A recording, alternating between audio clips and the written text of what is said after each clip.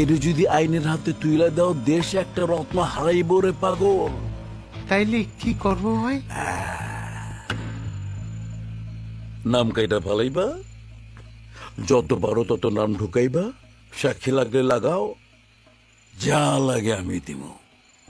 ময়রা তো যাই নাই ওসি। পোলোটার আমার গাড়িতে উঠে দাও, আমার গাড়ির ডিগিতে যা আছে সব তোমার গাড়িতে নাও। জি ভাই। বুঝছো তো জালাল মিয়া? জি ভাই। ওই পোলোটারে নিয়ে আস। ছেড়ে দে। ওসে বলে কোনো সাধারণ পোলা না, এটা হয়ে তুফান। দেখবা এই তুফান একদিন ডিস্ট্রিক্ট লেভেলে খেলবো, কিন্তু বাশির ভাই জানতো না আমি একদিন ন্যাশনাল লেভেলে খেলবো।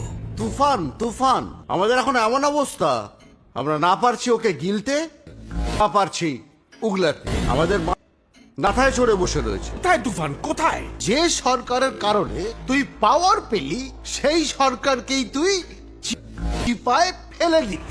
আর যা হয়েছিস আমাদের জন্যই তো হয়েছিস। বেঈমান একটা। কিন্তু ভুলে যেও না যে তুফানের জন্য আজকে আমরা তলানিতে চলে যাওয়া দল থেকে সরকার গঠন করেছি। হেলথ, রেলওয়ে, এগ্রিকালচার, ভূমি, ইভেন এডুকেশন, সমস্ত সেক্টর তুফান খেয়ে ফেলে। কে নিয়ে দেশবাসী সরকারের এই পজিশনে চরম নাখোশ। এখনই ওকে সরানো না যায় হলে কনফার্ম পরবর্তী ইলেকশনে আমরা ডাব্বা খাবো, ডাব্বা। কিন্তু কথা হচ্ছে তুফানকে সরাবে এমন বাপের বেটা কেউ আছে? নেই।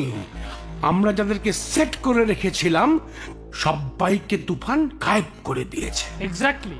কিন্তু ওর ডেরায় ঢুকে এই সরাবে, এটা তো একটা ইম্পসিবল ব্যাপার। তাছাড়াও ডেরাতেই যে আছে সে ব্যাপারে নিশ্চিত হচ্ছেন কি করে? আমি তো শুনলাম তুফান বাই চলে গেছে। কঠিন